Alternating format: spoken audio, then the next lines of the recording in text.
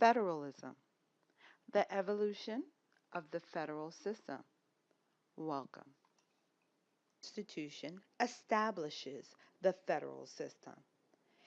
The federal system features two or more constitutionally recognized levels of government, each having sovereignty, that is the ultimate governing authority, over different policy matters and different geographical areas. Now, in the federal system, also known as federalism, we are going to explore the six different forms of federalism, which are dual federalism, cooperative federalism, centralized federalism, new federalism, conflicted federalism, and last but not least, fiscal federalism. Dual federalism. Dual federalism was our first form of federalism we experienced as a new nation.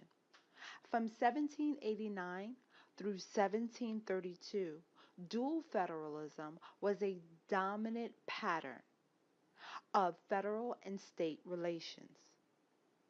Dual federalism is a system of federalism that features two levels of government functioning independently of one another to address their own distinct constitutional responsibility. When we explore the system of dual federalism, we draw our attention to the constant struggle between the federal and state layers. Now, cooperative federalism is the second form of federalism. This collaborative intergovernmental relations reigned supreme starting in the 1930s and extended all the way to the 1960s. In cooperative federalism, it's a system of federalism whereby the power and policy assignments are shared between the different levels of government to address domestic policy matters. Unlike dual federalism, cooperative federalism is a sharing of power between the different levels of government, and it also has a nickname, two in fact. It is known as marble cake federalism. Look at the image on your screen. Like a marble cake, there is no clear distinction between the different levels of government. You do not know where the state. Our third form of federalism is centralized federalism. Centralized federalism gets its birth thanks to a very important American president, none other than Lyndon Baines Johnson. Under Lyndon Baines Johnson's presidency, a new kind of federalism is developing. It is known as centralized federalism. In this new innovative form of federalism, the national government imposes its own policy preferences on state and local governments, or in this case, lower level governments. The national government directs the actions of state and local governments. This action is known as preemption. In preemption, it allows national laws to supersede state and local law. New federalism. New federalism, much like its predecessors, was also ushered in thanks to the help of two American presidents, Richard Nixon and Ronald Reagan. They ushered in a new form of federalism that proposed a return of power, policy implementation to state and local governments. Today, the process by which the national government and upper level government returns power and policy responsibilities to local or state governments is known as devolution.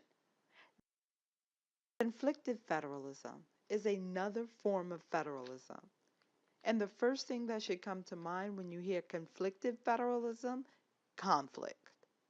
Because in this system of federalism, it features the conflicting elements of federalism, three to be exact: dual federalism, cooperative federalism, and centralized federalism, all being implemented to help solve domestic policies on the different levels of government.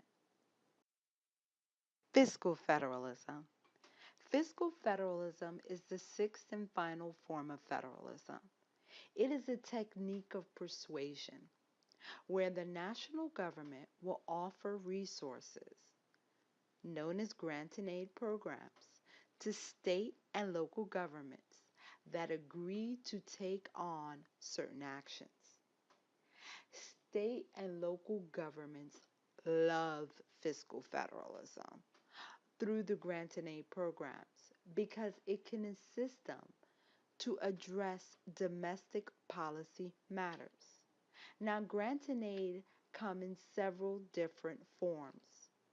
There are two primary forms of grant and aid programs: block grants, categorical grants. Now, categorical grants can actually be broken down even further because there are two specific types of categorical grants. There are formula grants and project grants. Categorical grants. Now, categorical grants is one form of fiscal federalism. In categorical grants, this is grant funding provided by the federal government to state and local governments for a narrowly defined purpose. One more time, for a narrowly defined purpose. Who defines that purpose? The federal government, of course. In categorical grants, they come with major strings attached. Who controls the puppet strings? The federal government. Who literally has little to no control? State and local government. Categorical grants. There are two types of categorical grants. There are formula categorical grants and project categorical grants. First, we'll examine formula grants. Now, formula grants are grant funding provided by whom? The federal government. To whom? State and local governments. For what? A narrowly defined purpose. Who defines that purpose? The federal government, of course. Now, a formula grant is based on a specific formula. Who defines that formula? The federal government. Now, a formula grant requires that the government receiving the grant funds have to bring some of its own money to match a specific percentage of the grant money provided. Categorical project grants. Categorical project grants is grant funding provided by the federal government to state and local governments for a narrowly defined purpose. The federal government defines that purpose. Unlike a formula grant, categorical grants are not based on a specific formula or even prescription or solution, but instead, state and local governments seeking these funds must compete, duke it out in essence. It is based on merit. Those are the states that will be rewarded these grant funds. Block grants. Block grants are federal grant funds provided to support a broadly defined policy area. It is grant funds provided by the federal government to state and local governments. But unlike categorical formula or project grants, the recipient governments, i.e., state and local governments, have more discretion to determine how the funds shall be spent. Block grants are described as grant funds with very few strings attached because the recipient government dictates how and when the fund shall be spent.